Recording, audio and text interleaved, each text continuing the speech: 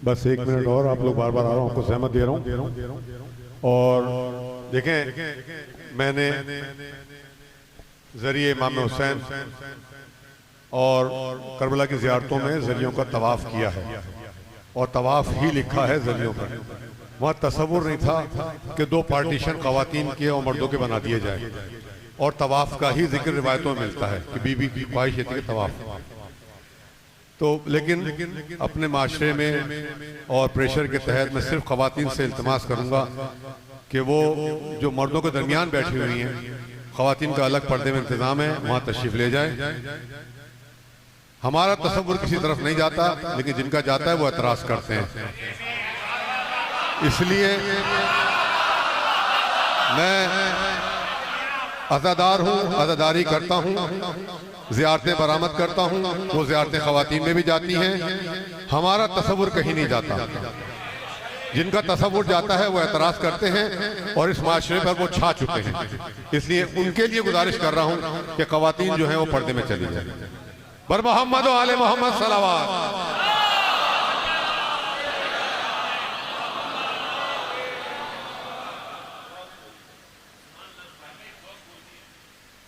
बिस्मिल्लाहिर्रहमानिर्रहीम। तमाम तारीफ़ें अल्लाह के लिए, दुरूद और सलाम मोहम्मद और आले मोहम्मद के लिए सलावत।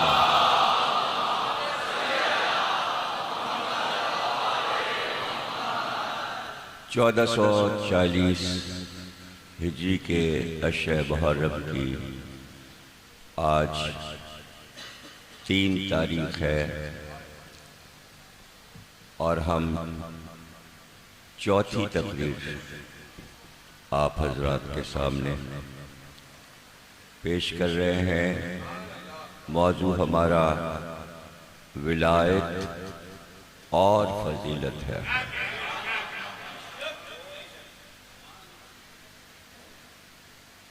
हमने कल भी कलाम पाक की एक आयत आपके सामने तिलावत की थी। सूरह रात कलाम पाक का 13वां सूरा है, और उस आयत का निशान 43 है, और पूरे सूरे में 43 ही आयतें हैं। ये सूरह रात की आखिरी आयत है। अल्लज़ीना कफ़रू लस्ता मुरसला। परवरदिगारे आलम इरशाद फरमा रहा है अपने हबीब से, ये काफिर ये कह रहे हैं कि तुम मुरसल नबी नहीं हो। यानी काफिरों ने सरकार की रिसालत से इनकार किया कि हम तुम्हें रसूल नहीं मानेंगे, अल्लाह का रसूल नहीं मानेंगे, नबी नहीं मानेंगे। कुरान ये ऐलान कर रहा है ऐसा हुआ। सवाल ये है कि वो कौन लोग थे, कहाँ के लोग थे, कहाँ रहते थे, जिन्होंने रसूल अल्लाह की रिसालत से इनकार किया था जब रसूल अल्लाह ने रिसालत का ऐलान किया, और अल्लाह को कहना पड़ा कि ये लोग इनकार कर रहे हैं। कुरान ने ही बताया इनकार करने वाले मक्के के काफिर थे, यानी पूरा मक्का काफिरों से भरा हुआ था। आज पूरा मक्का मुसलमानों से भरा हुआ है। सवाल यह है कि जो मक्के में काफिर थे उनकी नस्लें कहाँ गईं?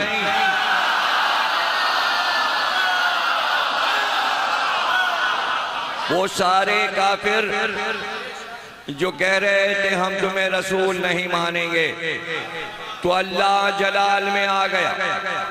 और याद रखिए, जब किसी आयत में कुल आ जाए तो वो जलाली आयत होती है। कुल वल्लाहु अहद अल्लाहु समद लम यलिद वलम यूलद वलम यकुन लहू कुफुवन अहद। कुल से 4 सूरे शुरू हो रहे हैं। 5वां सूरा कुल से 72वां सूरा सूरह जिन भी कुल है।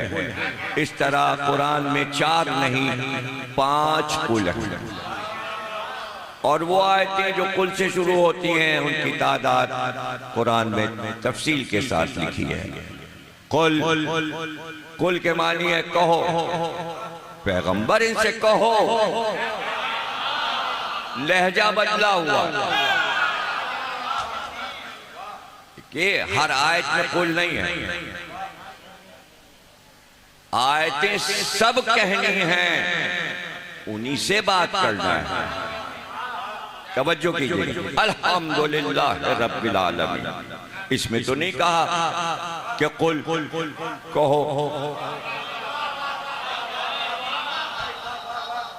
कहना ये भी है, सुनाना ये भी है, लेकिन ताकीद के साथ लहजा बदल कर परवरदिगार का लहजा बदला हुआ। कुल कह दो इनसे, कह दो, यानी कुल वहां आएगा जहां कुछ पहले से कहा जाएगा, उसके जवाब में परवरदिगार अपने हबीब से कहेगा अच्छा ये कह रहे हैं तो बस कुल कह दो इनसे, यानी दे दो इन्हें जवाब। तो अब जहां जहां कुल आया है उससे पहले कोई बात कही गई, कुल ला असअलुकुम अलैहि अजरन इल्लल मवद्दता फिल कुर्बा, कह दो इनसे। क्या कह दो, क्यों कह दो? इसलिए कि सरकार के पास जब आपने कहा अजर रिसालत अदा करो तो सब अपनी कश्तियों में सोना चांदी भर भर कर लाए और पैगंबर के सामने रख दिया, यह आपका अजर रिसालत है, आपने मेहनत की है हमारे साथ, हमें मुसलमान किया, हमको दीन दिया, हम आपको ये अजर देते हैं। सरकार ने कहा ले जाओ ये दौलत, हमें ये दौलत अजर में नहीं चाहिए, इसलिए कि अल्लाह कह रहा कुल इनसे कह दो दौलत नहीं चाहिए, कुल ला असअलुकुम अलैहि अजरन इल्लल मवद्दता फिल कुर्बा, नहीं चाहिए ये दौलत, हमारे कुर्बा से मोहब्बत करो। सबसे बड़ी दौलत यह है अगर तुमने मोहब्बत कर ली तो अजर रिसालत अदा हो गया।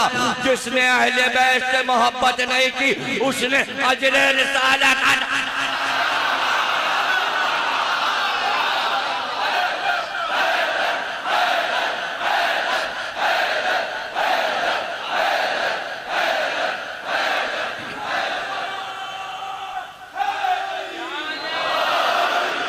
अल्लज़ीना कफ़रू लस्ता मुरसला, ये काफिर कह रहे हैं कि आप मुरसल नहीं हैं, तो बस कुल कफ़ा बिल्लाहि शहीदम बैनी व बैनकुम व मन इंदहु इल्मुल किताब। लफ्ज़ किताब पे सूरा खत्म हो गया, इल्मुल किताब। कह दीजिए इनसे काफिरों से कि नहीं मानते रसूल तो ना मानो। इसके मानी ये हैं कि अगर सारे काफिर अरब के रसूल अल्लाह को रसूल अल्लाह मानकर और कलमा पढ़कर मुसलमान ना होते तो अल्लाह कह रहा है जब भी हमारे ऊपर कोई असर न पड़ता, इसलिए कि रिसालत के 2 गवाह काफी हैं। अल्लाह तो रहेगा हमेशा और वो भी रहेगा जो आलिम किताब है, तुम कुछ नहीं कर सकते, तुम रसूल का कुछ नहीं कर सकते, मानो या न मानो। कुल कफा कह दो काफी है, बस काफी है। लफ्ज काफी जब आ गया तो 2 गवाह काफी हैं। कुल कफा बिल्लाहि शहीदम, एक तो अल्लाह है, बीच में वाव लगाया, और व मन इंदहु इल्मुल किताब, और वो जो आलिमे किताब है, जिसके पास किताब का इल्म है। यहाँ पर मौलाना फरमान अली साहब ने अपनी तफसीर में हाशिए पर लिखा कि इल्मुल किताब से क्या मुराद है, तो उन्होंने लिखा कि इल्मुल किताब से मुराद है जिसके पास आसमानी इल्म है। अब मैं पहले उनकी तफसीर आपको सुना दें। फरमान अली साहब का कुरान वो कुरान है जो हर घर में मौजूद है, देखिए हर शिया के यहाँ जो कुरान है वो या फरमान अली साहब का होगा या मकबूल अहमद साहब का होगा। दो ही वो बड़े आलिम हैं जिन्होंने बर्रे सगीर में आज से 100 साल पहले उर्दू तर्जुमा और तफसीर की। अब इस 100 साल में इन दो आलिमों के अलावा तीसरा कोई उठा नहीं।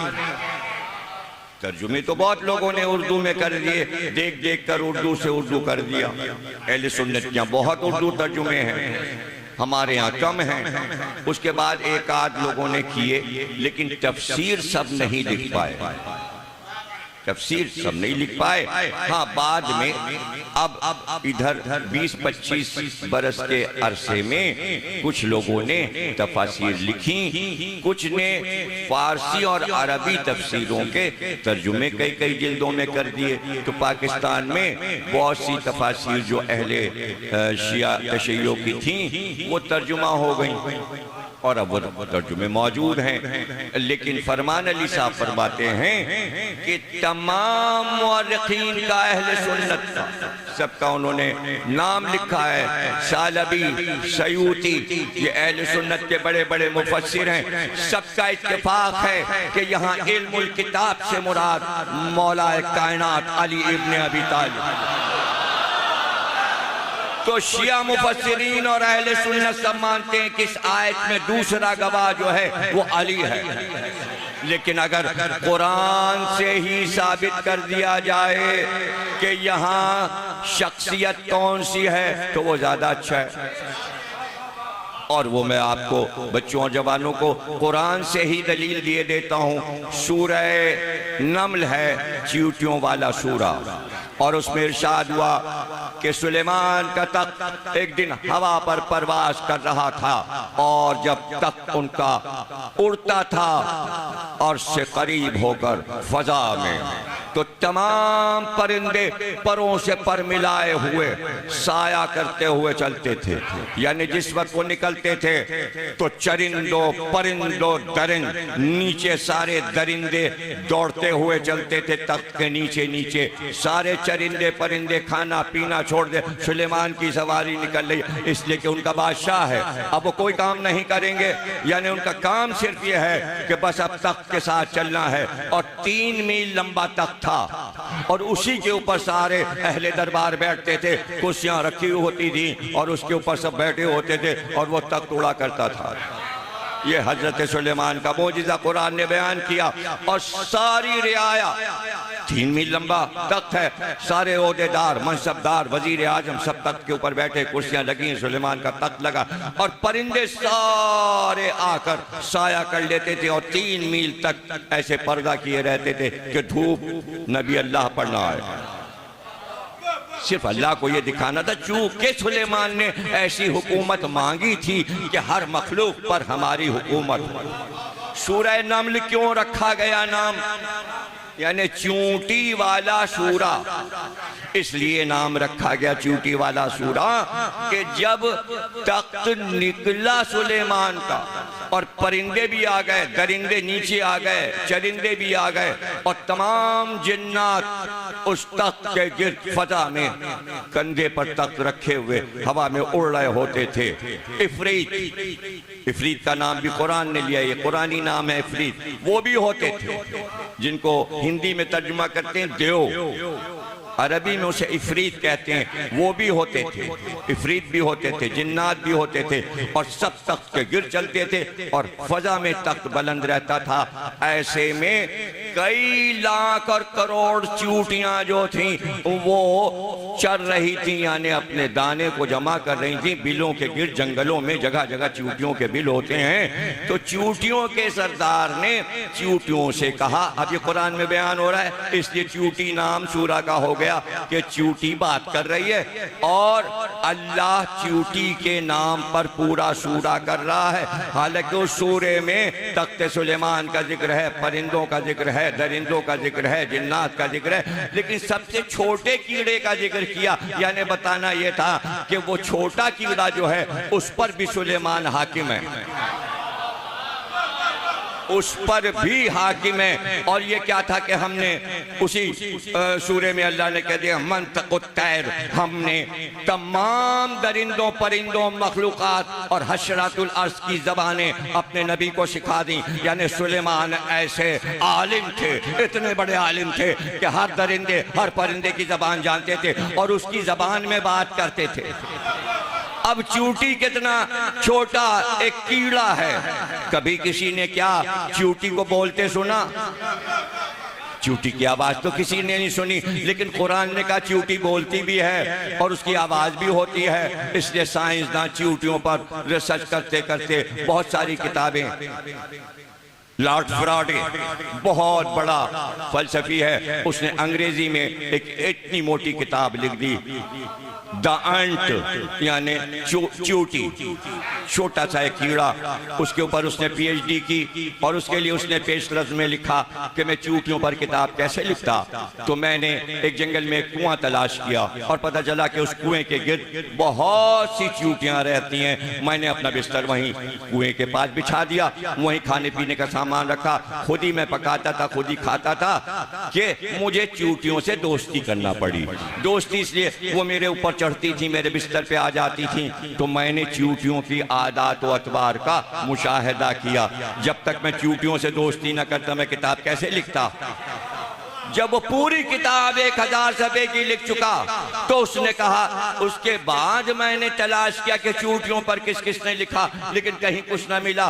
तो मैंने सोचा कि मैं ही पहला आदमी हूँ जो चूंटी पर किताब लिख रहा हूँ। उसके बाद इत्तेफाकन मैंने नहजुल बलागा पढ़ ली, उसमें मैंने देखा मौलाए कायनात का पूरा खुतबा चूंटी पर था। जब मैंने वो खुतबा पढ़ा तो मैं हैरान रह गया कि मैंने तो चूंटियों के पास बैठ के पता लगाया, अरे ये कौन सा इंसान है जिसने चूंटियों की एक एक अदा एक एक बात अपने खुतबे में बयान मिंबर सलूनी पर।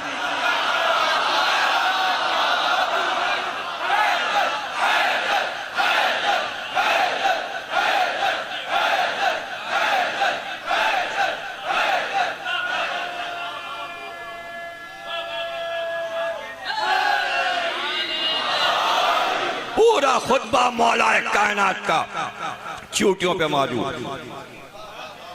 अभी अर्ज करता हूं कि मौला ने क्या कहा। अब जाहिर है, देखिए कुरान कह रहा है कि चूंटी बोलती है। अब साइंसदानों ने पता लगाना शुरू किया कि चूंटी बोलती है। ऐसे हसास टेप रिकॉर्डर बनाए जाएं जो चूंटी की आवाज को रिकॉर्ड करें। जितना बारीक कीड़ा है ऐसी आवाज भी होगी और वो आवाज हम और आप सुन नहीं सकते। वो तो बड़ा गनीमत हुआ कि आवाज की बात हो गई, आवाज की बात हो गई। और दादा ने पूरा खुतबा दिया। अब पोते का जुमला सुनाता हूं, इमाम ज़ैनुल आबिदीन सल्लल्लाहु अलैहि वसल्लम। वो दादा है, ये पोता, वो भी अली ये भी अली। आप सहीफे कामला के दुआ में फरमा रहे हैं रात को दुआ करते हुए, ऐ परवरदिगार तुझसे भाग कर कोई कहां जा सकता है और क्या तेरी तारीफ हो सकती है। अरे तू तो वो है कि पहाड़ पे जब चूंटी चलती है तो तू चूंटी के कदमों की चाप सुनता है। तू वो परवरदिगार, पता चला अभी तो बोलने की बात थी, चलने में भी आवाज है, मगर वो सुनता है जो चूंटी की पैरों की आवाज सुन ले। क्या वो हमारे ये नारे नहीं?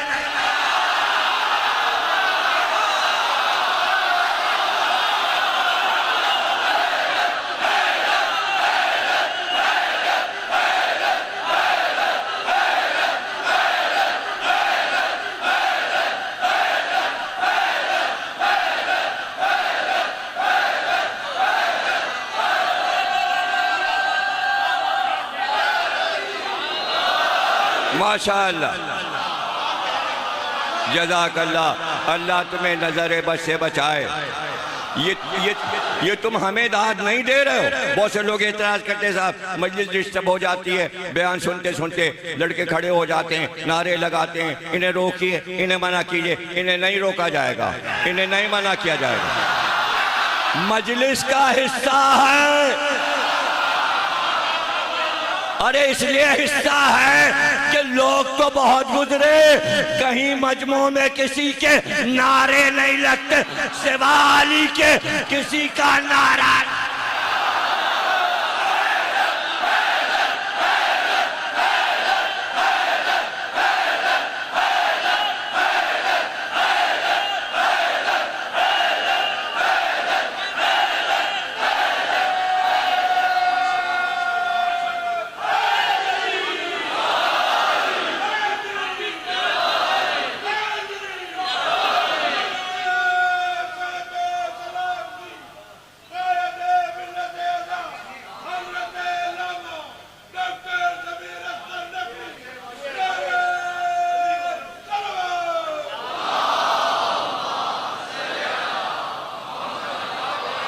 ये सब हमारे इमामों ने बताया है, किसी रावी ने नहीं बताया।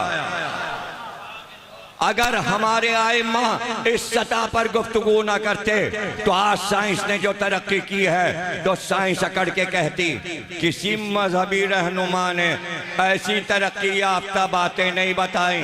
आज साइंस जब पढ़ती है हमारे आइम्मा को और चीज ईजाद करती है तो सर शर्म से झुक जाता है। हमने क्या ईजाद किया, बता तो सब वो गए हैं। मोहब्बत का मरकज, मवद्दत का मरकज, ये हमको नाज किस पर है? ये हम खुले मैदानों में अपने आइम्मा का जिक्र शान से क्यों करते हैं? इसलिए कि खिदमत खल्क करके गए, इंसानियत को बुलंद करके गए, इंसानों को इल्म सिखा कर गए। मैं बता चुका कि असल मकसद अल्लाह का ये था कि हमारी खिलकत को आलिम बनाया जाए, लेकिन वही बना सकता था जो खुद आलिम हो। जाहिल खिलकत को क्या सिखा सकता था? मुसलमानों से गलती ये हुई कि अपने रहनुमा जाहिलों को चुना।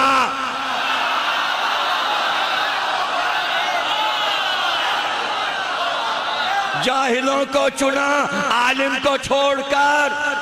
इसी को जुल्म कहते हैं, जो आलिम को छोड़कर जाहिल के पीछे जाए, यही सबसे बड़ा जुल्म है जिसे कुरान ने बयान किया। अब क्या शिकवा, यहूदी हमसे आगे निकल गए और ईसाई हमसे आगे निकल गए और जहाज उन्होंने बना लिया और फलाना कंप्यूटर।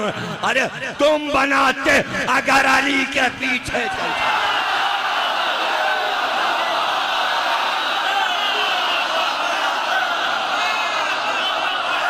अब हम अपने बच्चों को ना बताएं, हम अपने बच्चों को बताएं।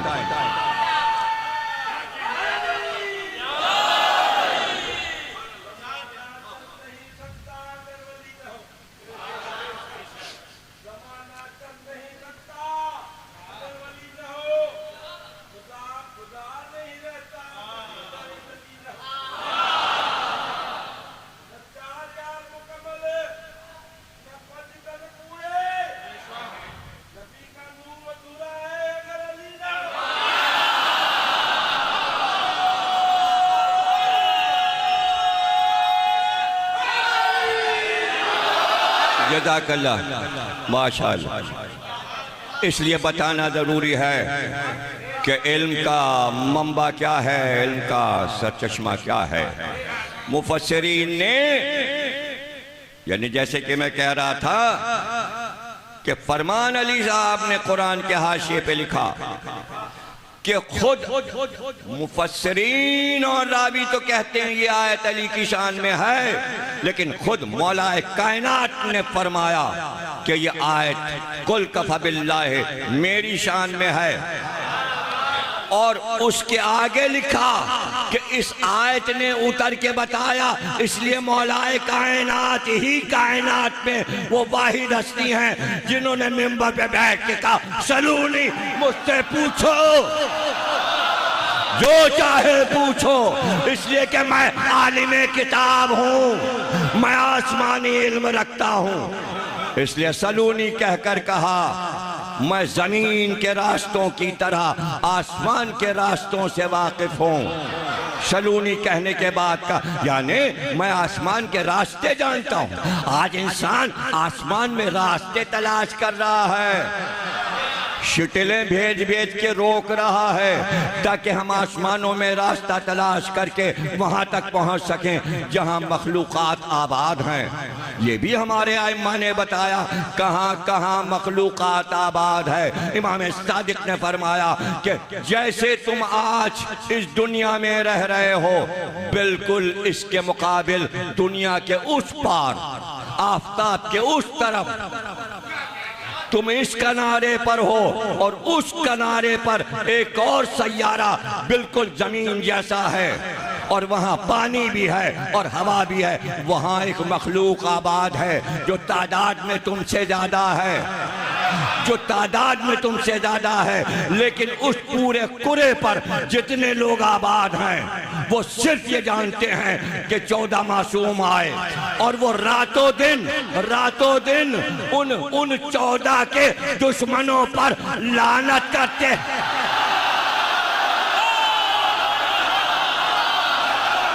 वहां उस पार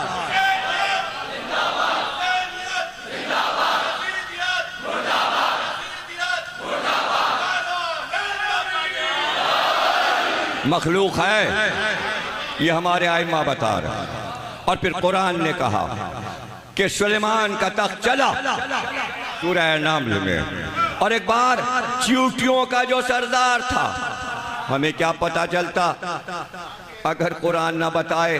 चींटियों के सरदार ने अपनी कौम से कहा जल्दी भागो और सब लोग अपने अपने घरों में जाओ, बिलों में घुस जाओ, इसलिए कि सुलेमान का लश्कर आ रहा है, तख्त सुलेमान आ रहा है।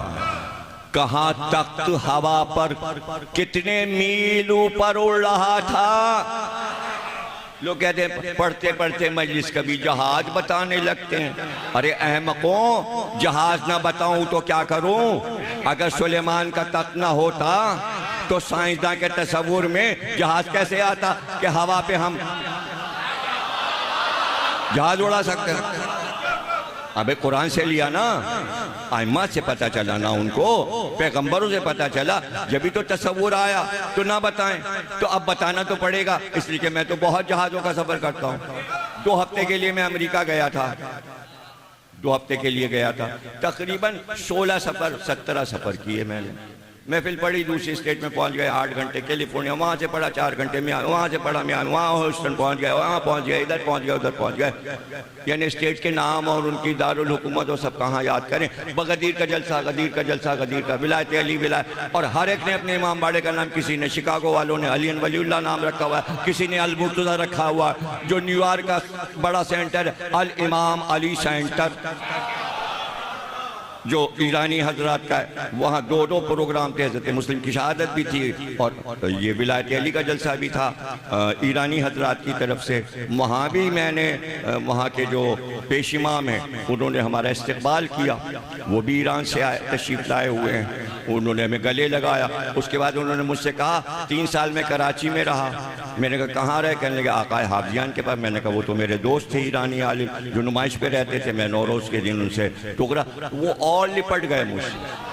कहले वो मेरे उस्ताद थे, आपके दोस्त थे। तो भाई मेरे दोस्त बहुत से बड़े बड़े उलमा के उस्ताद रह चुके हैं, इसमें क्या परेशानी? तो इसमें कोई परेशानी की बात नहीं होनी चाहिए। तो भाई जब जहाज पे आदमी बैठेगा तो बता देगा ना 35,000 फीट की बुलंदी पे उड़ रहा है। भाई कुछ ब्रेक आ रहे हैं रास्तों में, जैसे ब्रेक 40,000 फीट पे चला गया। तो क्या सुलेमान के लिए कोई लिमिट थी?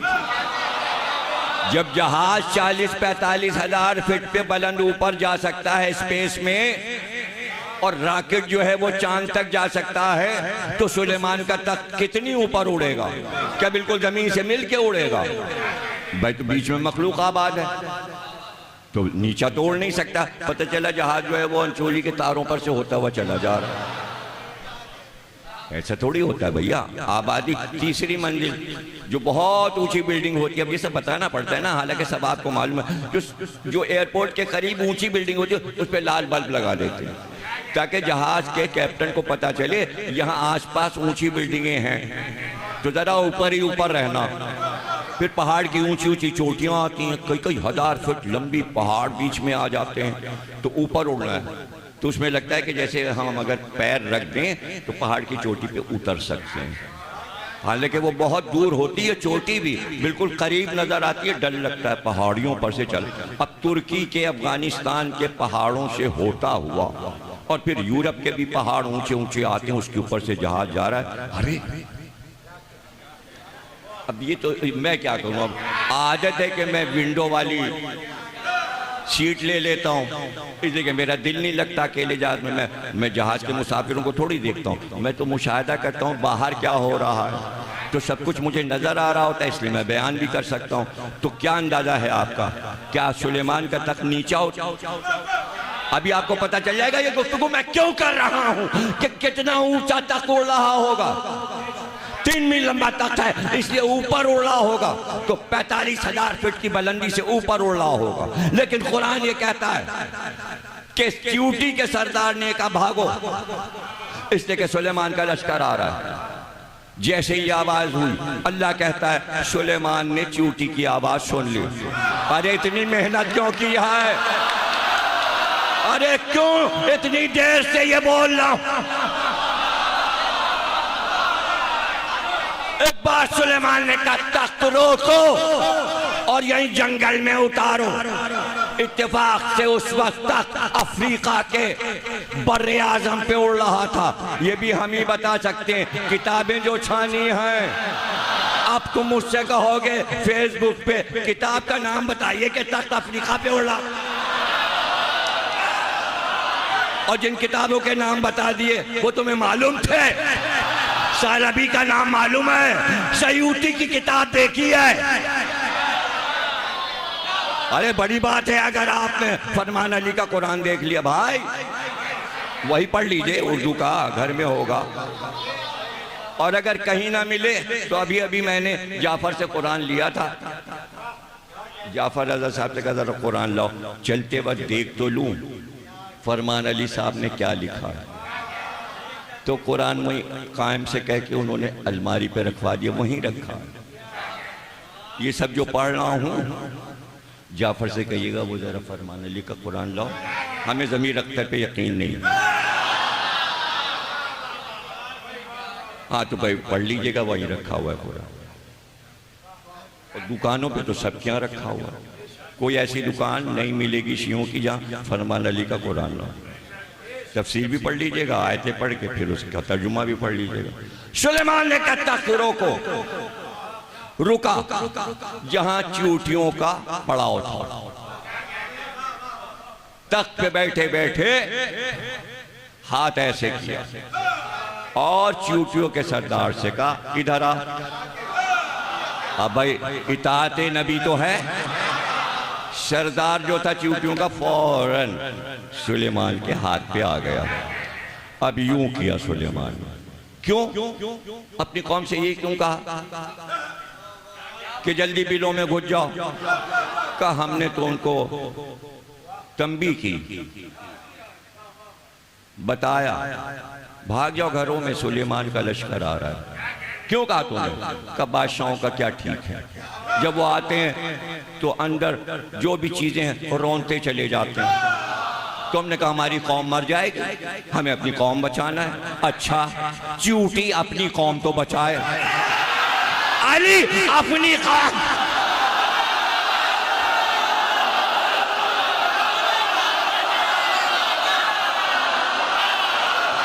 रसूल अल्लाह अपनी कौम ना बचाएं तो अपनी कौम अपनी उम्मत को बचाने के लिए रसूल कह गए अली से मोहब्बत करना तो तुम बच जाओगे, राह नजात अली है।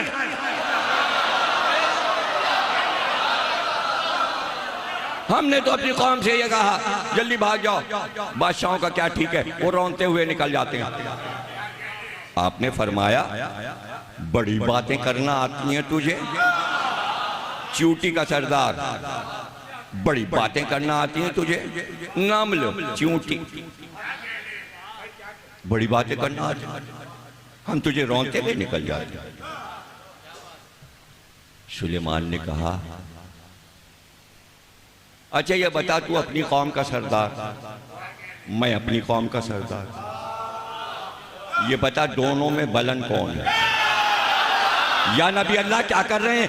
एक कीड़े का सरदार, शहरा में रहने वाला, और कहां आप जिसको मुल्क अजीम मिला है, ये सवाल उससे क्यों कर रहे हैं?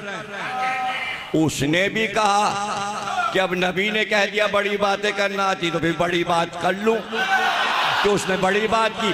कहा या नबी अल्लाह इस वक्त तो मैं ही बुलंद हूं। कहा क्यों? कहा एक नबी के हाथ पर, और एक नबी क्या, और जो दोस्त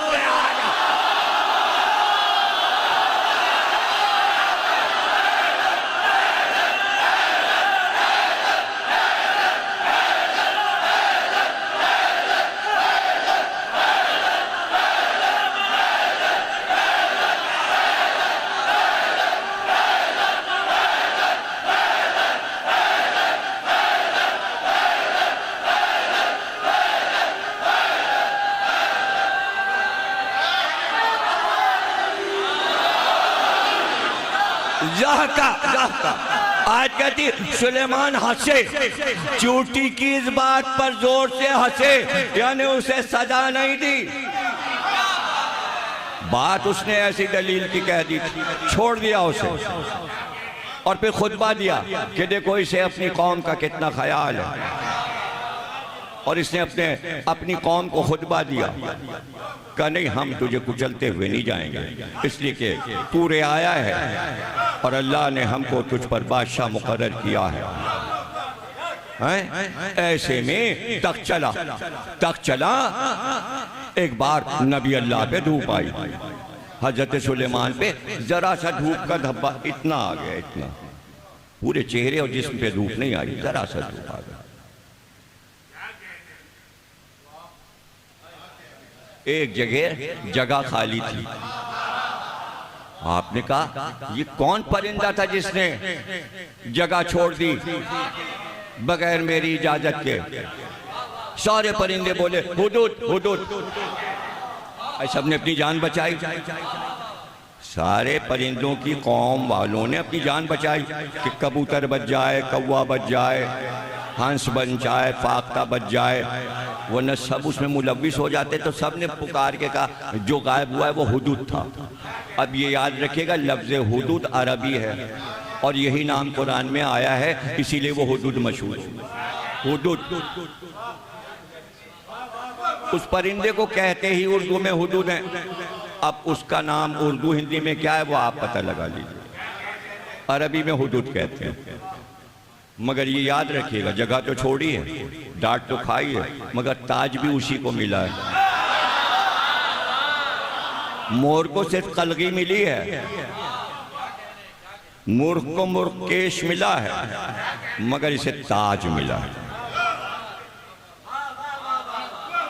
ताज उसके सर पे ताज है।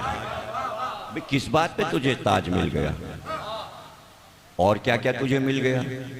अब ये सब कुरान के हाशिए पे तफसीर में पढ़ लीजिएगा। ऊपर उड़ाओ, बहुत ऊपर। तो बादशाह लोग और जो लोग हुदूद को पालते हैं सहरा में, वो क्यों, वजह भी सुन लीजिए कि उनके पास हुदूद क्यों। इसलिए कि हुदूद को छोड़ते हैं और वो उड़ के ऐसे ऐसे फिरता है, जेरे जमीन उसे पानी नजर आता है। जहां वो जाके ठोंग मारे सब समझ जाते हैं यहाँ चश्मा खोदो। उसके लिए उसकी आंख में जमीन मिट्टी नहीं है। अभी कायम साहब ने मुझे बताया, वो देखिए कालीन सबील के सामने बिछा है। मैंने कहा ये कैसा कालीन है? कहले मिट्टी के रंग का है। मैंने कहा ये तो बिल्कुल, लोगों को क्या पता चल जाएगा कालीन बिछा है? सब समझेंगे ये तो फर्श है, ये ग्राउंड का, यहाँ अमरोहा ग्राउंड का। कहले नहीं इतना मोटा है, वो तो जब करीब पहुंचेंगे तो पता चले। मैंने कहा उसे बीच में बिछा दो किनारे, तो वो बिल्कुल मिट्टी के रंग का लग रहा है। तो मेरी आंखें धोखा खा गई कि कालीन जो है वो फर्श लगने लगा, लेकिन जनाब हुदूद धोखा नहीं खाता, इसलिए कि उसकी आंख के सामने जमीन को शीशा कर दिया गया। वो शीशे के अंदर से देखता है यहाँ पानी बह रहा है। अब आपको मेरी बातों पे यकीन ना आए तो अब क्या करूं? आपकी वजह से मैंने अपनी आंखों का धोखा बताया, वाला कोई अपनी आंखों का धोखा बताता है। ये तो तजुर्बे की बातें, जितना जितना पढ़ेंगे आप उतनी बातें ज़्यादा से ज़्यादा मालूम होंगी। उसके लिए ज़मीन शीशा है और नीचे देख लेता पानी है, और वो ठोंक मारता कहता है यही चश्मा है, खुदता है और पानी निकल आता। अब हुदूद को क्या क्या नेमतें मिली हैं? अरे भाई पैगंबरों के साथ रहा है, क्या परेशानी है आपको? जब सुलेमान के पास रहा है तो कुछ ना कुछ तो उसको नेमतें मिल गई होंगी और अल्लाह ने दी होंगी। सबने कहा हुदूद अब कुरान है ये, भाई हमसे बहस ना कीजिएगा आप, और कोई हवाले की जरूरत नहीं है, कुरान की आयत पढ़ लीजिएगा। उनका अच्छा, बगैर नबी की इजाजत की जगह छोड़ा, आए मैं इसकी गर्दन काट के मिलाड़ के रख दूंगा, मैं इसे हलाल कर दूंगा, मार दूंगा, इसकी गर्दन अलग कर दूंगा, काट दूंगा। तो ये तय हो गया सुलेमान के इस किस्से में कुरान की सूरह नम्ल की इस आयत से कि अगर कोई नबी के इजाजत के बगैर जगह छोड़ दे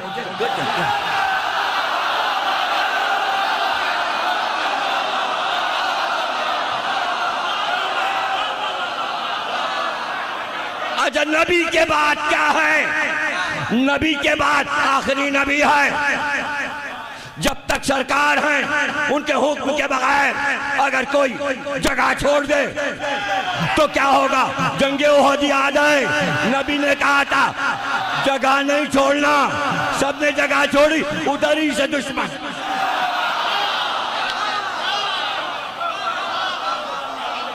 जिन जिन ने जगह छोड़ी उनके नाम तारीख में लिखे हैं। ये भी तारीख लिख दिया कि सब 3 दिन के बाद वापस आए जो भागे थे ओहद से। सरकार ने इंतजार किया कि कब वापस आएंगे। जब वापस आए सरकार ने कहा कहाँ चले गए थे? ये नहीं कहा कहाँ भाग गए थे, कहाँ चले गए थे? का सरकार पहाड़ी पे चढ़ गए थे। का क्यों चढ़ गए थे पहाड़ी पे? का एक आवाज आई थी, अरे मुसलमानों भागो, नबी कत्ल कर दिए गए। का मैं तो तुम्हारे सामने बैठा हूं। का तो वो तो ऐलान कर रहा था, एक आदमी पुकार पुकार के जल्दी निकलो मुसलमानों, नबी कत्ल कर दिए गए। का आवाज जानते हो किसकी थी? कौन पुकार रहा था? का सरकार कौन पुकार रहा था? का शैतान पुकार रहा था, भागो। पता चला जब मुसलमान भागते हैं तो शैतान की पुकार पर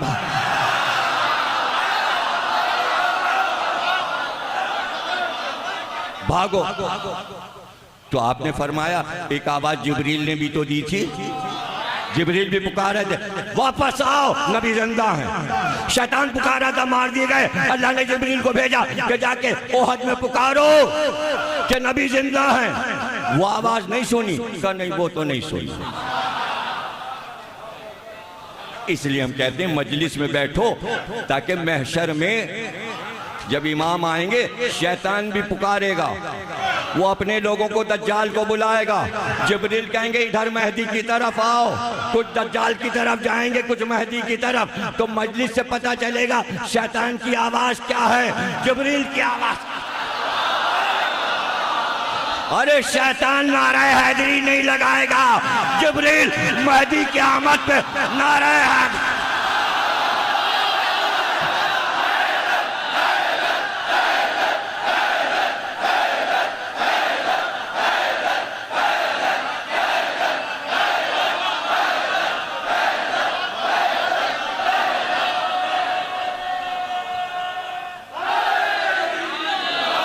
जज़ाकल्लाह, माशाअल्लाह, अल्लाह आपको नजर बस से बचाए। जगह नहीं छोड़ना। तो अब सवाल ये है कि अगर एक परिंदा जगह छोड़ दे तो नबी कहता वाजिबुल कत्ल है। अब अली नहजुल बलागा में, नहजुल असरार नहीं, ना ना ना, नहजुल बलागा जो मौजूद सुन्नी शिया सब ने तर्जुमा करके छापा है। गुलाम अली अहसन हर साल छापता है। जुमले ना पकड़ा कीजिए, छपता है नहजुल बलागा मौजूद, उसमें खुतबा एक है जो फरिश्तों पर है। आपने उस खुतबे में ये बताया कि मलाइका की किस्में क्या हैं, कितने किस्म के मलाइका अल्लाह ने बताया। उसके बाद ये बताया कौन सा मलक कौन सी ड्यूटी दे रहा है, वो कौन से मलाइका हैं जो अर्श उठाए हुए हैं, वो कौन से मलाइका हैं जो सूरज को लाते ले जाते हैं, वो कौन से मलाइका हैं जो चांद के साथ साथ हैं, सितारों के साथ साथ हैं, वो कौन से मलाइका हैं जो ज़मीन पर मुकर्रर हैं, वो कौन से फरिश्ते हैं जो पानी पर और समंदर पर मुकर्रर हैं, फ़ज़ाओं में, हवा में, खला में, यहाँ से लेकर अर्श तक, कुर्सी तक, सिदरा तक, कौसर के किनारे, सलसबील के किनारे, दरख्त तूबा के पास, सब फरिश्ते क्या कर रहे हैं, सबकी ड्यूटी बताई। और उसके बाद बताया जहां अल्लाह ने उन्हें मुकर्रर कर दिया है वही काम किए जा रहे हैं। और अगर उनमें से कोई फरिश्ता बगैर अली के इज़्न के जगह छोड़ दे तो वो जलकर खाक हो जाएगा।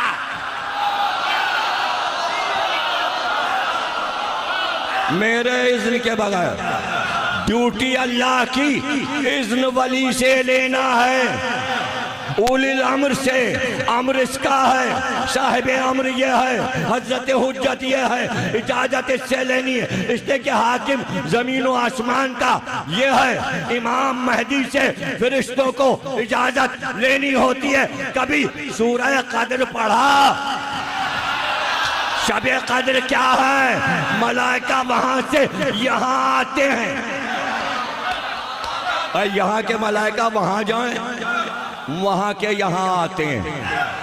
पता चला वली इमाम महदी हैं, रूह और मलाइका, तनस्सलुल मलाइका व रूह फीहि बिइज़्नि रब्बिहिम, अपने रब की इजाजत से महदी के पास आते हैं। अल्लाह कहता है जाओ, वहां जाओ, अम्र लेकर जाओ, अम्र इरादा लेकर जाओ। नहीं पढ़ते सूरह कद्र भी लोग नहीं पढ़ते, हालांकि लिखा है शब कद्र में 70 बार सूरह नज़लना तस्बीह पे पढ़ो, बड़ा सवाब है, बहुत सवाब है। शब कद्र में 70 बार पढ़ो, और मगरिब की नमाज में बड़ा सवाब है। सूरह नज़लना रात को पढ़ो, सूरह अलहम के बाद।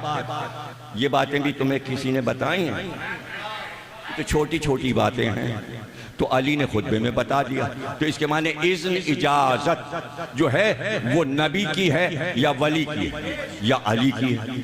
अली वली, इमाम महदी तक इज़्न, इजाजत ही इजाजत, इजाजत लेनी है साहिब अम्र। थोड़ी देर में हुदूदा के तख्त पे बैठ गया सुलेमान के सामने। आपने डांट के कहा था जो इतनी देर में आया?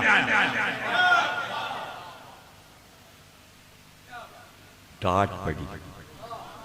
छोटा सा परिंदा कहना या नबी अल्लाह, बस उड़ रहा था,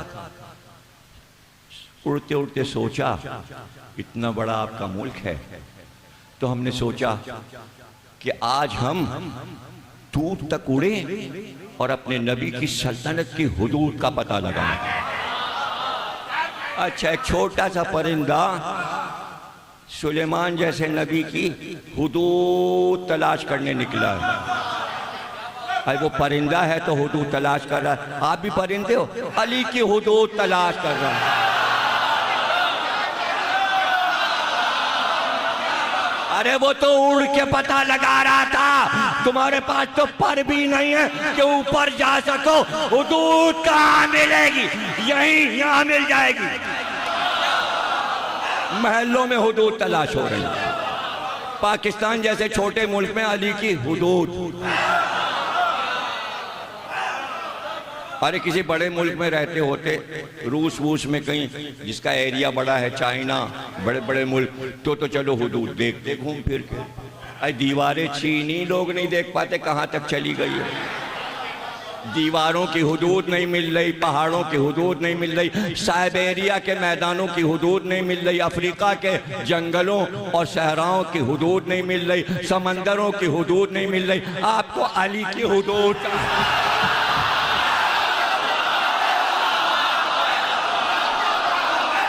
वाह वाह वाह वाह वाह, अच्छा सिखा दिया किसी ने, पट्टी पढ़ा दी।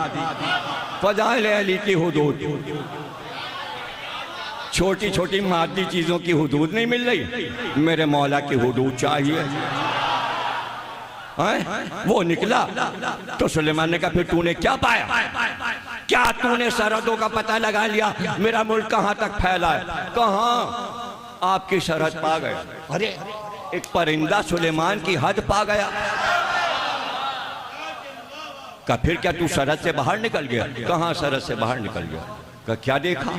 का वहां देखा एक और मुल्क। बस यहाँ पे जरा सा मैं हाथ जोड़ लूं और मुझे माफ कर देना। या सुलेमान, आपके मुल्क की हद से निकल गया था हुदूद, लेकिन मौलाए कायनात का जो मुल्क है उसकी हुदूद से अब तक जिब्रील नहीं निकलता।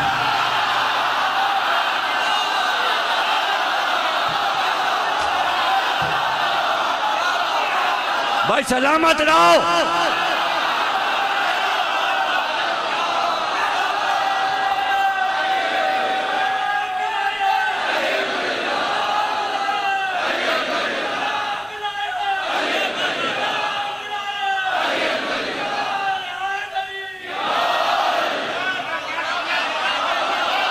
सलामत रहो, तुम्हारे घर आबाद रहे।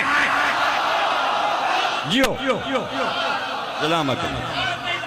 का फिर क्या देखा तूने? का मैंने देखा, हाय क्या बताऊं, मेरा खौफ, अब मुझे खौफ हो गया, मैं लोगों से डरने लगा। मैं डरता, रोज डर के आता हूं। मौजू तो रख दिया विलायत और फजीलत, अब तीसरी तकरीर है, अब चौथी तकरीर है, अब पांचवी तकरीर, और मैटर नहीं है।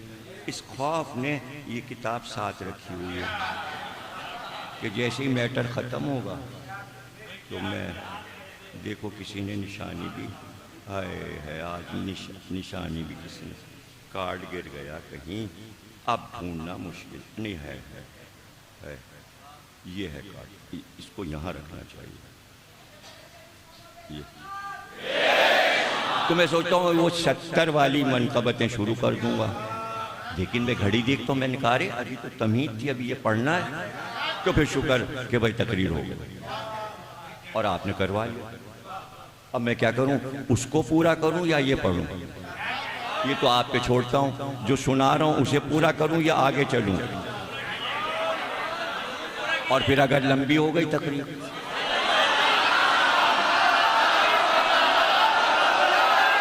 तो सुन लो, उसने कहा एक और मुल्क नजर आया, लेकिन मैं वहां उतरा, वहां मैंने देखा वहां हाकिम कोई मर्द नहीं, एक औरत है, और वो इतनी खूबसूरत है कि दुनिया में रूए जमीन पर उसका जवाब नहीं। वो मलिका है और तमाम मर्दों पे हुकूमत करती है, और उसके जितने दरबान और मुलाजिम हैं वो सर झुकाए उसकी खिदमत पे खड़े होते हैं, और वो जो हुक्म देती है वो बजा लाते हैं, सब उसके इताअत गुजार हैं। उसके सर पे ताज है, मगर या नबी अल्लाह उसके पास भी एक तख्त है। सुलेमान ने कहा उसके पास भी तख्त है, कहाँ? अब ये सब बता रहा है हुदूद करम, मगर उसका तख्त जो है सरकार, आपका तो सादा सादा तख्त है, उसके तख्त में जवाहरात जड़े हैं और सोने से बना हुआ है। क्या जगमगा रहा है तख्त, ताज, तख्त, सूरत, शक्ल, उसकी ताज सल्तनत। पहले तो यही कयामत के कोई और मुल्क है पड़ोस में। सुलेमान को बर्दाश्त नहीं हुआ कि मेरे मुल्क के पड़ोस में कोई दूसरा मुल्क बन जाए। नहीं समझे? तो क्या नबी ये चाहेंगे कि जो मुल्क अल्लाह ने मुझे दिया है उसके पास कोई सकीफा में मुल्क बन जाए?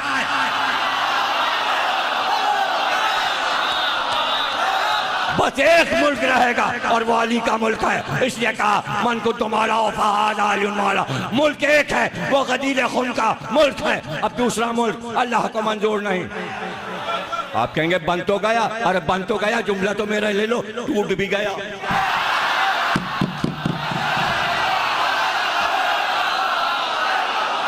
अब कहाँ है? अब कहाँ है? मुल्क तो अली का है, जो आखिर में आएगा उसी का तो होगा मुल्क। अली के बाद कौन आया? अली के बाद कौन आया? मुल्क तो अली पे खत्म हो गया, फिर अली का मुल्क अली को वापस मिल गया। अब बोलिए, दरमियान से सब माइनस कर दीजिए। मुल्क पहले भी अली का था, बाद में भी अली का है, बीच में कुछ नहीं है, दरमियान में कुछ नहीं है। अब कयामत तक मुल्क अली का है। उनके बेटे ही हुकूमत करेंगे, उनका बेटा ही हुकूमत कर रहा है। आप फौरन परेशान हो जाते हैं, ये बहुत दूर निकल जाते हैं, वहीं पे वापस जाए, हाँ वहीं पे वापस जा रहा है। अच्छा तूने क्या देखा? का ये देखा का? अच्छा बस बुलाया कातिब को, लाओ कलमदान, लिखो खत। आप कहेंगे फिर ये हट गए मौजूद, क्या करूं हटना को? कुरान में 114 सूरे हैं। कितने? 114 सूरे।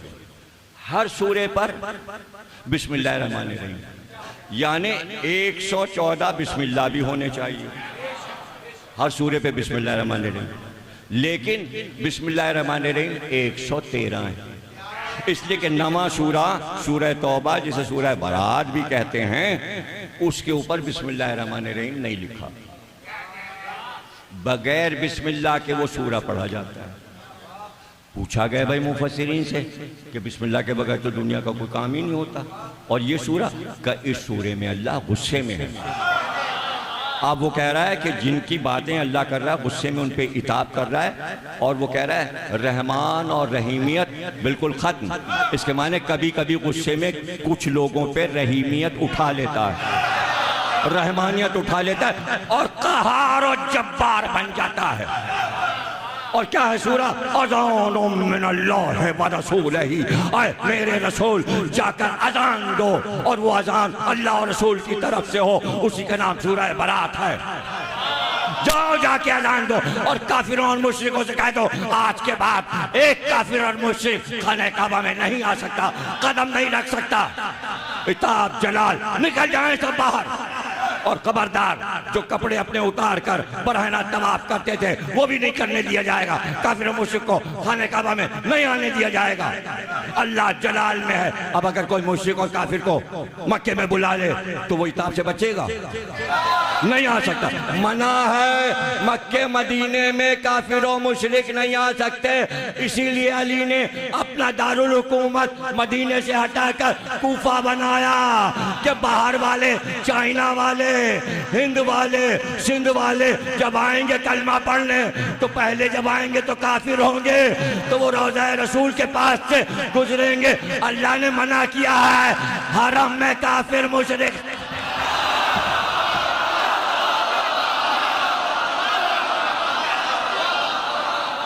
किसको फायदा पहुंचा? अली के इस इक़दाम से किसको फायदा पहुंचा? फायदा ये पहुंचा कि अली के बाद किसी अरब बादशाह ने दारुल हुकूमत फिर मदीने को नहीं बनाया। क्यों? रियाज है, इसलिए कि हर मुल्क का सफीर दारुल हुकूमत में रहता है। वो मुशरिक भी है, वो काफिर भी है, मदीने में नहीं रह सकता था। इसलिए अब दारुल हुकूमत न मक्के आ सकता है न मदीने आ सकता है, इसलिए कि हरम में न काफिर आ सकता है न मुशरिक आ सकता है। मना कर दो। बुलाया रसूल अल्लाह ने, ले जाओ काफिरों मुशरिकों को डांट के भगा दो खाना। अरे कोई थोड़े से हैं। गए, आधी दूर पहुंचे, जिब्रील आए। किसको दे दिया सूरा आपने? उनके बस की बात नहीं है, उसको भेजिए जो आप में से हो, जो मिन्नियत की मंजिल पर हो। अली मुझसे है, मैं अली से हूं। जो आपका हो, आप में से हो, उसे बुलाइए। अली को बुलाया, कह जाओ सूरह बरात उनसे ले लो और तुम जाके पहुंचाओ। अली कहते मैं पहुंचा, मैंने सूरह बरात ले लिया, लेके मक्के पहुंचा। खाना काबा के चारों तरफ पहाड़ियों पे चढ़ के इधर उधर पूरे मक्के में चक्कर लगाया और जगह जगह खड़े होकर सूरह बरात पढ़ना शुरू किया। किसी ने नहीं लिखा कि हाथ में पारा लिए हुए थे या कागज।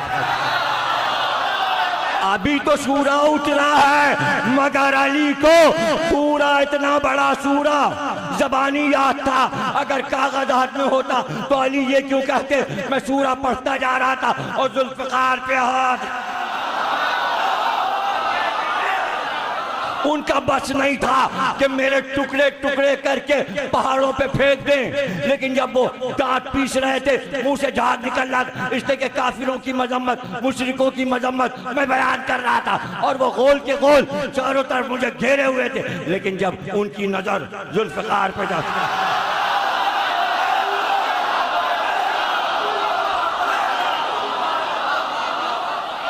परवरदिगार मुझे बता दे, एक काम तो किसी और को कर लेने दे, तेरा हर काम अली करते हैं, ये बता दे। अब यहाँ तो सीधे सीधे सूरा पढ़ना था, एक से एक कारी कुरान थे, जाके देख के ही पढ़ देते, क़िरात तो अच्छी अच्छी थी, अब अली को क्यों भेजा?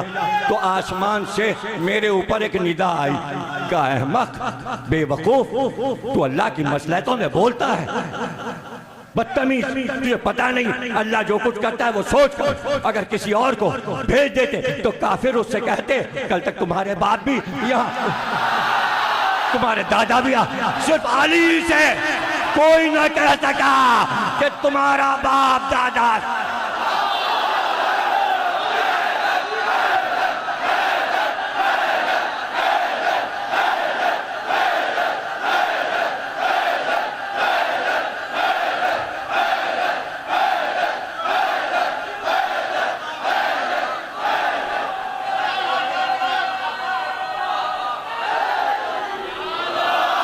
भाई तमीद यहाँ पे रुक रही है और कल इंशाअल्लाह यहाँ पे छोड़ा है, वहीं से सुलेमान पर गुफ्तगू शुरू होगी। मौला कायनात फरमाते हैं कि चौथी फजीलत मेरी ये है कि मैं इस्लाम पर पैदा हुआ और ईमान पर पैदा हुआ, और जिस वक्त नबी ने ऐलान किया इस्लाम और ईमान मेरे पास था। और पांचवी फजीलत मेरी ये है कि रसूल खुदा ने मुझसे फरमाया, आय अली तुम्हारी मुझसे ऐसी निस्बत है जैसे हजरत हारून की हजरत मूसा से, मगर ये कि मेरे बाद कोई नबी नहीं होगा। छठी फजीलत ये है कि मैं सबसे आखिर में रसूल खुदा से जुदा हुआ और उनको कब्र में उतारा।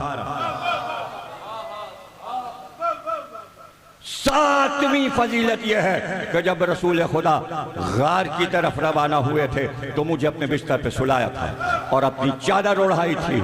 जब मुश्रिकीन आए, अब ये कोई और नहीं जो आप मजलिस के नुक्तों पे एतराज करते हैं कि जब हम ये कहते हैं कि काफिर ये समझे रसूल अल्लाह सो रहे हैं, नहीं, ये अली खुद कह रहे हैं। अली फरमाते हैं कि अपनी चादर रसूल अल्लाह ने शब हिजरत मुझे उड़ाई, जब मुश्रिकीन आए तो उन्होंने मुझे रसूल खुदा समझ लिया,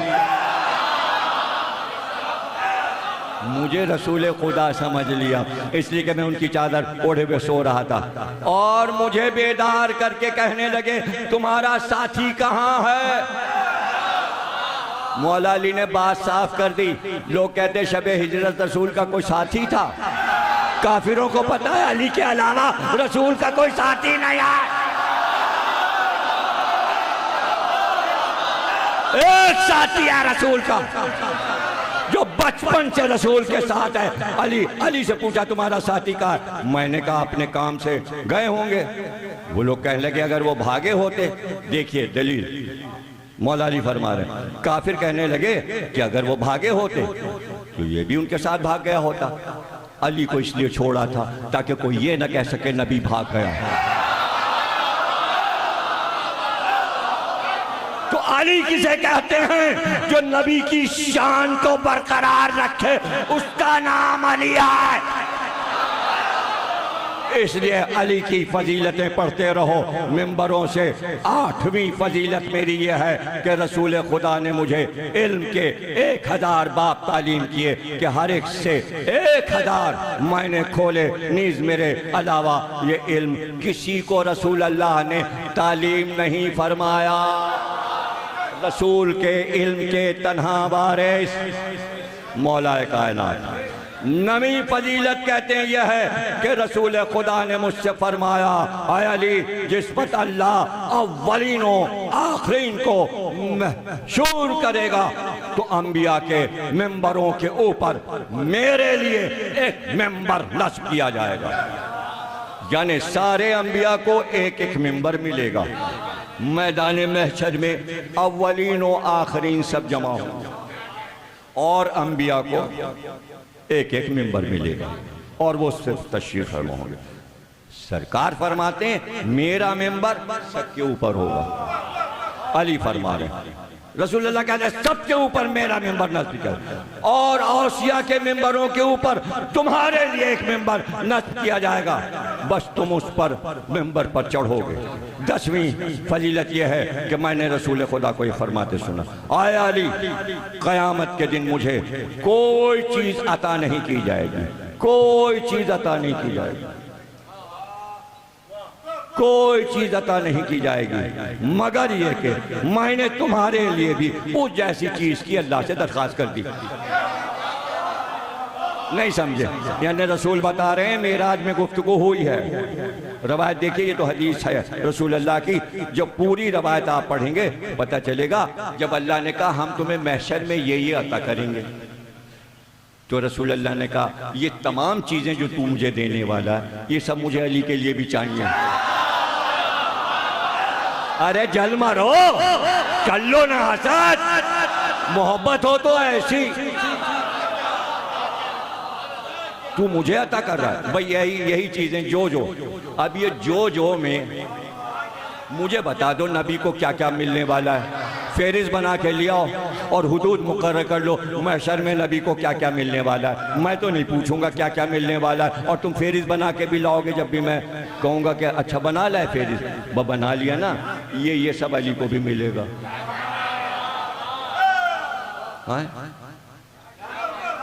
अब भाई सबसे बड़ी चीज रसूलुल्लाह को क्या मिलेगी? शिफात। तो जब कहा होगा तुम ही सबको बख्शवाओगे रसूल, तो फौरन रसूलुल्लाह ने कहा होगा यही मुझे अली के लिए भी चाहिए।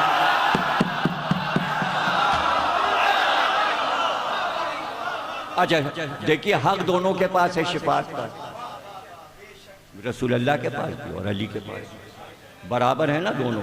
इसलिए कि रसूलुल्लाह ने खुद कहा जो तू मुझे दे रहा है वो अली को दे, हदीस मौजूद, अली कह चुके। अब मैं तशरीह कर रहा हूँ, शिफात का हक रसूल के पास भी, शिफात का हक अली के पास भी।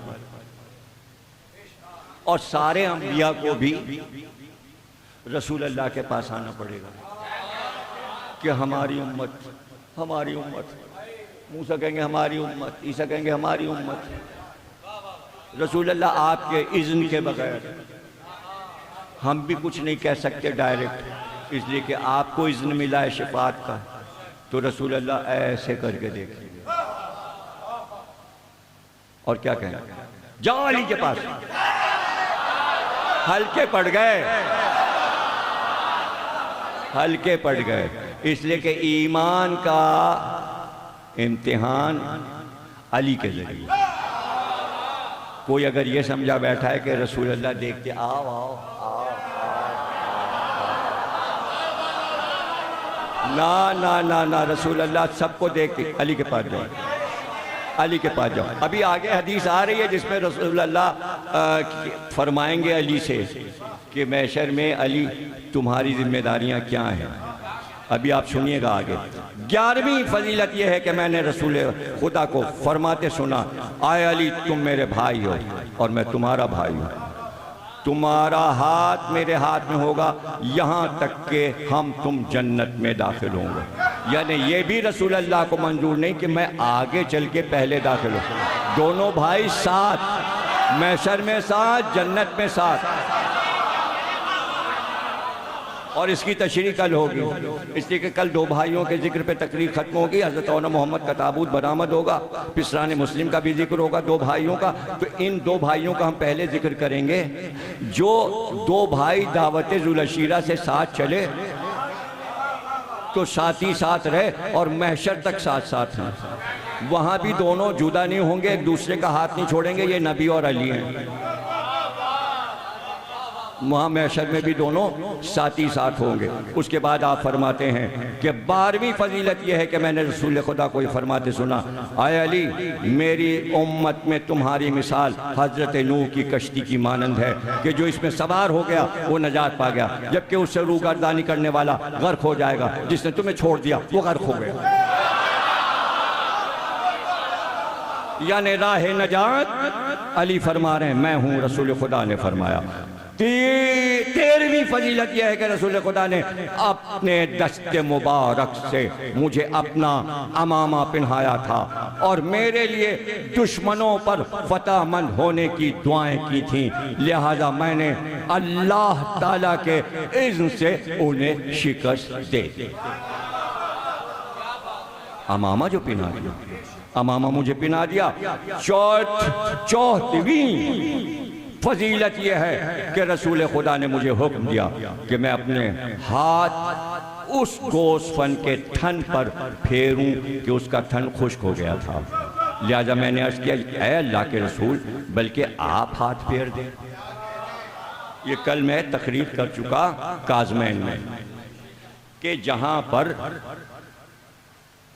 काम नबी खुद करते तो हो जाता। भाई एक आदमी आया, उसने कहा सरकार हमारे जानवर ने दूध देना छोड़ दिया। सरकार उसके ऊपर हाथ फेर देते, और वो दूध देने लगे। सरकार के हाथ में मोजिज़ा था, पत्थर उठाएं तो वो ला इलाहा कहे, किसी कीड़े को हाथ पर रख लें तो वो ला इलाहा कह दे। हाथ में मोजिज़ा है। मगर अली फरमा रहे हैं रसूल अल्लाह ने मुझसे कहा तुम हाथ फेरो। अब समझ में आ रहा है कि रसूल के पास तो हर चीज थी और सब देख चुके थे कि साहिब मोजिज़ा हैं। अब ये जताना चाहते थे रसूल अल्लाह के जो जो मोजिज़े मेरे पास हैं सब अली के पास हैं। जैसे मुझ पे ईमान लाओ वैसा ईमान अली पे लाओ। कितने खुशकिस्मत हैं आप, और आपकी माएँ कितनी खुशकिस्मत हैं कि आपके कान में सबसे पहले ये आवाज़ बचपन में पड़ गई, जैसे रसूल की इताअत है वैसे ही अली की इताअत है। ये आपने अपने माँ बाप से सीखा है ना, आपने अपने घर से सीखा है कि मोहब्बत अली क्या है। तो आप सीखे बैठे हैं, आपको सिखाने की ज़रूरत नहीं है, आप सिर्फ अपना हाफजा ताज़ा करने आए हैं। तो रसूल अल्लाह ने मुझसे कहा, मैंने कहा अल्लाह के रसूल आप हाथ फेर दें। आपने फरमाया आए अली तुम्हारा काम मेरा काम है, तुम्हारा फेल मेरा फेल है। ये बताना था कि जो जो तुम करोगे मेरे बाद वो तुम नहीं कर रहे, मैं कर रहा हूं। अब कोई अली पे एतराज नहीं हो सकता। बादे नबी कितने काम अली ने किए। अगर सिफ़ीन में तलवार चल रही है तो रसूल चला रहे हैं, अगर जमल में तलवार चल रही है तो रसूल चला रहे हैं, अगर नहरवान में तलवार चल रही है तो रसूल चला, और अगर किसी को अली माफ कर रहे हैं तो रसूल माफ कर रहे हैं, और अगर किसी को अली तलाक दे रहे हैं तो रसूल तलाक।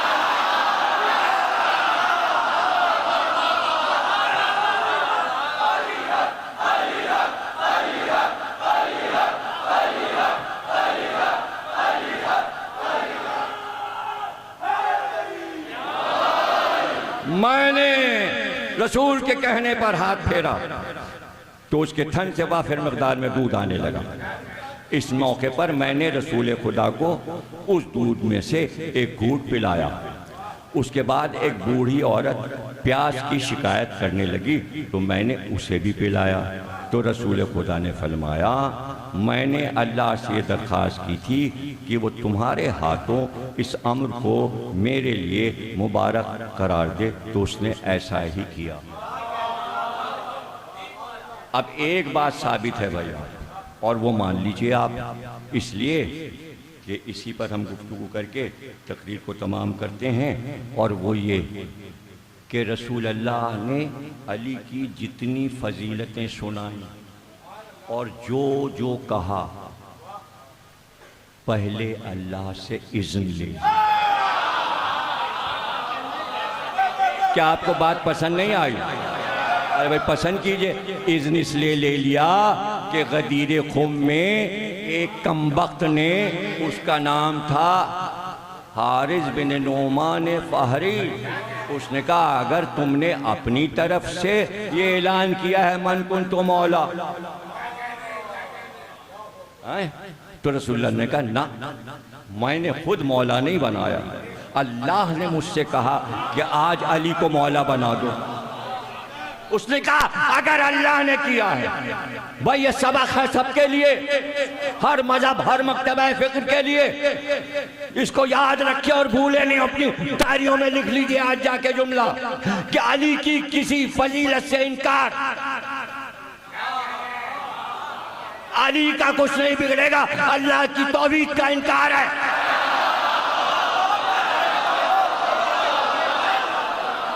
इसलिए रसूल अल्लाह और अली दोनों कह रहे हैं जब उसने इज़्न दिया तो फजीलत मुझे मिली। अब कोई फजीलत से इनकार करे कि गदीर में अली मौला नहीं है, हाकिम नहीं है, वली नहीं है, तो वो अली और रसूल का इनकार नहीं किया, वो अल्लाह का इनकार, गदीर से इनकार, अल्लाह का इनकार। समझ गए? अल्लाह का इनकार है और वो अल्लाह ने दिखा भी दिया सबको। तो उसने क्या कहा?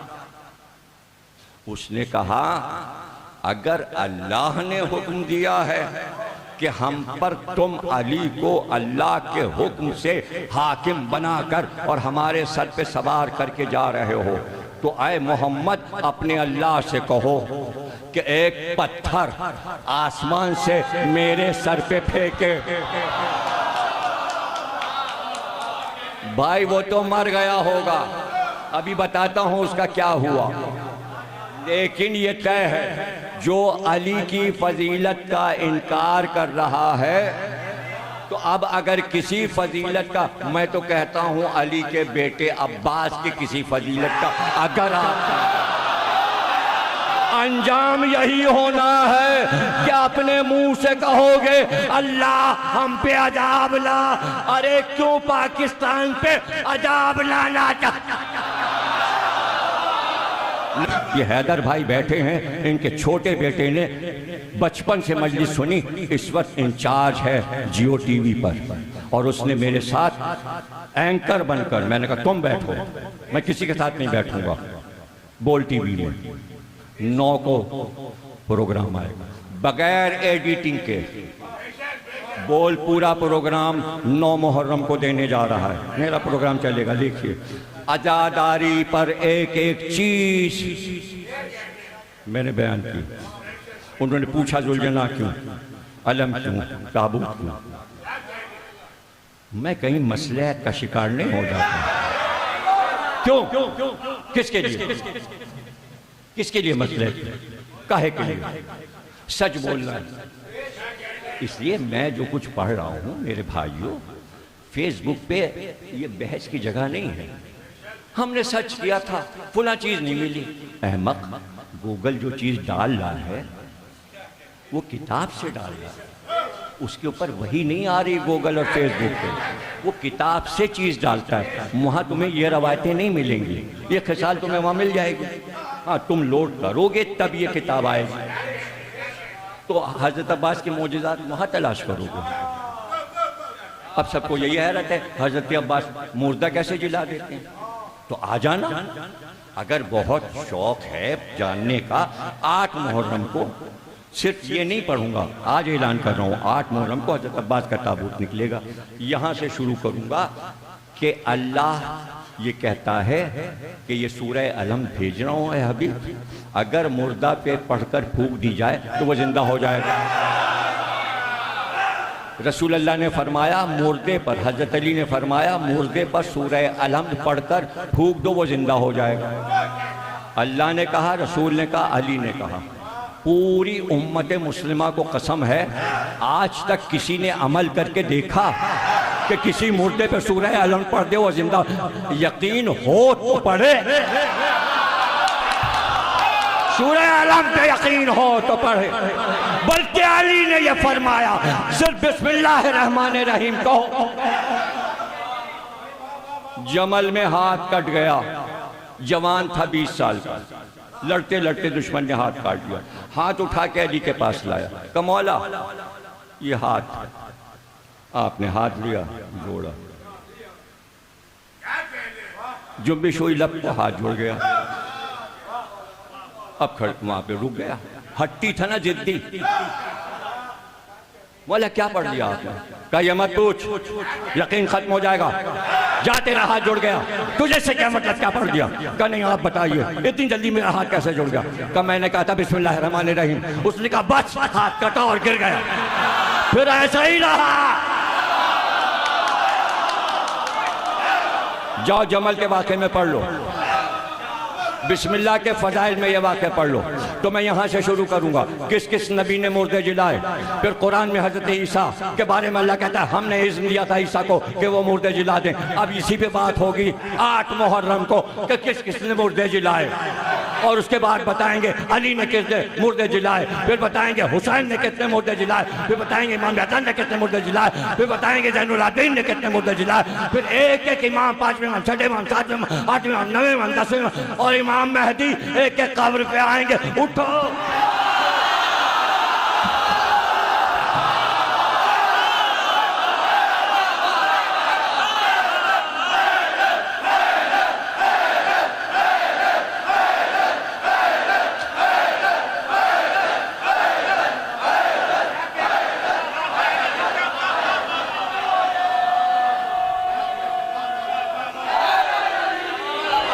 मौजज़ाते हजरत अब्बास। जिले रज़ा साहब ने आज ही किताब के सफ़े डाल दिए हैं फेसबुक पे। अब क्या है, वही मौजज़ा। वैसे कई मौजज़े हजरत अब्बास की किताब में हैं कि आपके रोज़े में कितने मुर्दे ज़िंदा हो गए। कोशिश करेंगे सारे वाक़े पढ़ें। एक अल्लामा तालिबुर साहब ने भी एक बच्चे का ज़िंदा होना मजलिस में पढ़ा है, वो वाला भी दोहरा दूंगा उनके हवाले, और वो भी लिखा हुआ है। ये 8 को पढ़ूंगा कि अब्बास ने कितने मुर्दे जिलाए, आज कितने जिलाते हैं।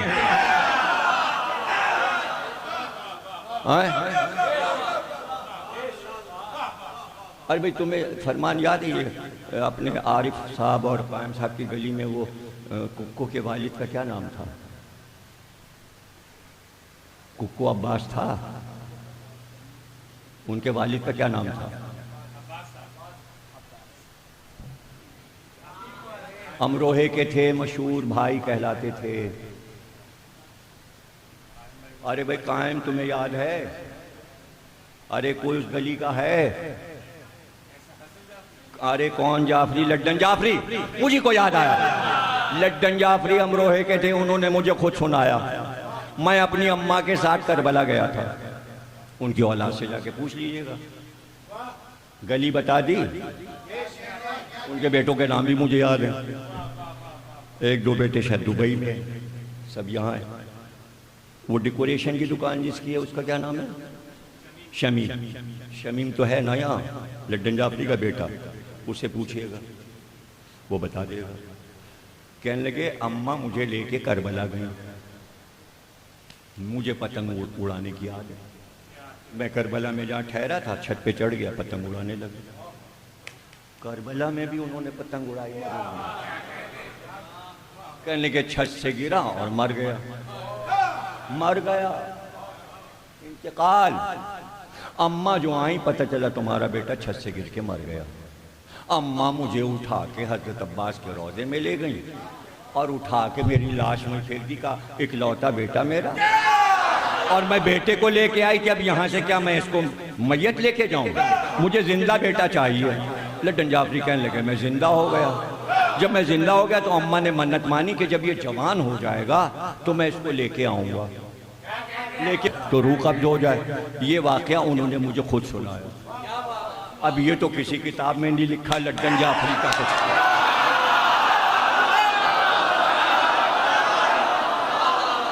हजरत अब्बास ने जिंदा कर दिया उनको, तो इस पे हैरत न करो। वो सारे लोग कैसेट लेके अब्बास कुमैली साहब के पास पहुंच गए। देखिए जमीर अख्तर ने क्या पढ़ दिया।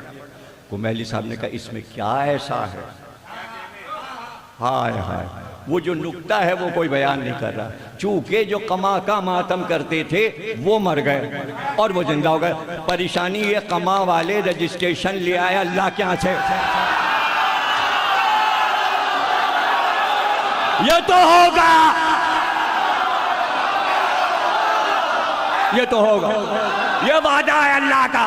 अज़ादारी आम इंसान का वादा नहीं बल्कि अल्लाह का वादा है। उम्मे सलमा उम्मुल मोमिनीन फरमाती हैं, हज़रत आयशा, हज़रत हफ्सा, हज़रत ज़ैनब, उम्मुल मोमिनीन, 5, हज़रत उम्मे मैमूना, ये 5 बीबियां हैं रसूल की जो इस बात की गवाह हैं कि एक दिन ऐसा हुआ कि रसूल अल्लाह उम्मे सलमा के घर में तकलीफ खत्म हो गई। रसूल अल्लाह उम्मे सलमा के घर में आए, फरमाती हैं मेरे पास आए कि मैं थका हुआ हूँ, मैं इस हुजरे में सोने जा रहा हूँ, किसी को हुजरे में आने ना देना।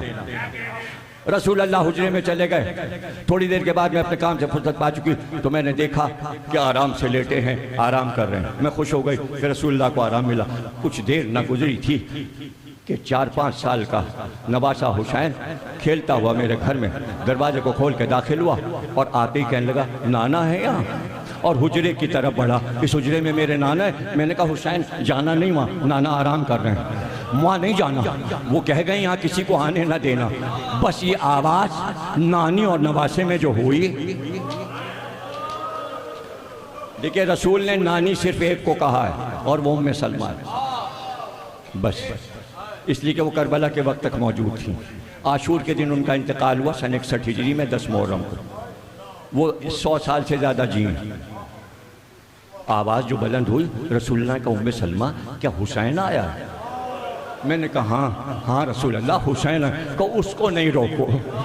मैंने सबको मना के मेरे हुसैन को आने, मैंने इजाज़त दे दी। हुसैन हुजरे में दरवाज़ा खोल के चले गए।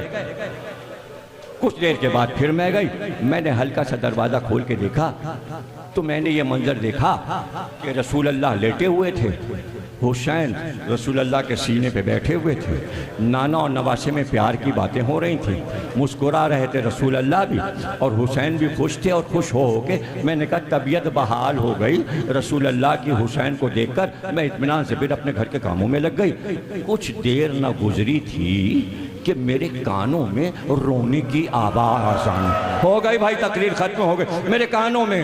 मुहद्दिस देहलवी ने भी इस वाक़े को लिखा है, जो देवबंदी थे उन्होंने भी अपनी किताब में इस वाक़े को लिखा है। और उसके बाद कहते हैं उम्मे सलमा उस हुजरे के पास गई। अब जो देखा हुसैन सीने पर सो गए थे, गाफिल सो रहे थे, मगर रसूल अल्लाह का सीधा हाथ ऐसे ज़मीन पे रखा था और मुट्ठी बंद थी। मैंने घबरा के दरवाज़ा खोल दिया और मैं अंदर दाखिल हो गई। मैंने कहा या रसूल अल्लाह, अल्लाह आपको किसी गम में ना रुलाए, अल्लाह आपको किसी गम में ना रुलाए, अल्लाह मेरे मोमिनीन को, मेरे भाइयों को, मेरे अज़ादारों को किसी गम में ना रुलाए। उम्मे सलमा का जुमला है ये कि अल्लाह आपको किसी गम में ना रुलाए। रोने का सबब का अभी हुसैन खेल रहा था, खेलते खेलते मेरे सीने पे सो गया। जिब्रील अमी आए और कहने लगे अल्लाह ये फरमाता है बहुत चाहते हैं आप इस नवासे को, करबला में 3 दिन का भूखा प्यासा इसको ज़िबा किया जाएगा। और उसके बाद जिब्रील ने कहा जहां हुसैन को ज़िबा किया जाएगा उस ज़मीन का नाम करबला है। वहाँ की मिट्टी जिब्रील ने लाकर मेरे हाथ पे रख दी। मैंने जब उसको सूंघा तो हुसैन की खुशबू आती है। उम्मे सलमा ये मेरे हाथ में करबला की मिट्टी है।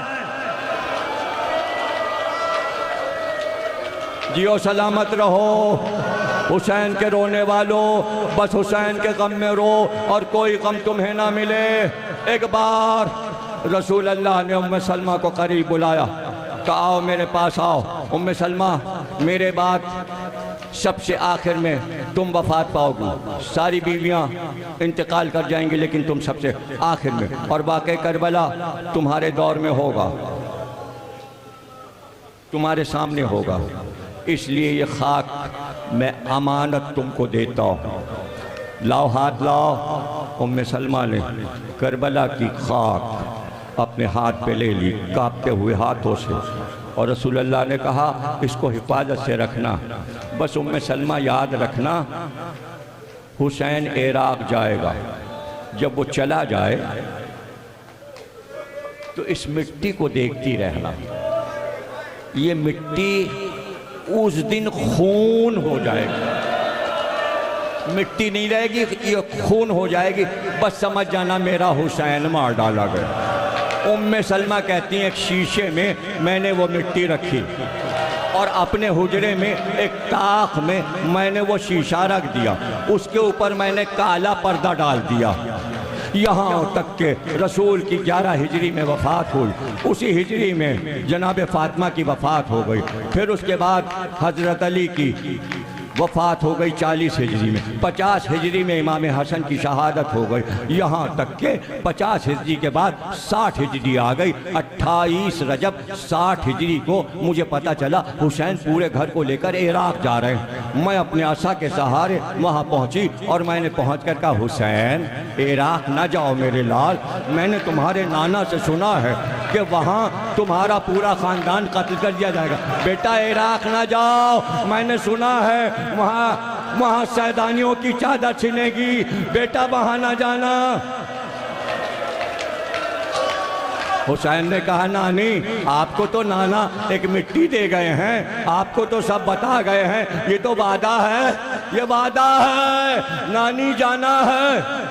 कैसे रो रो कर उम्मे सलमा ने पूरे ख़ानदान को अलविदा कहा।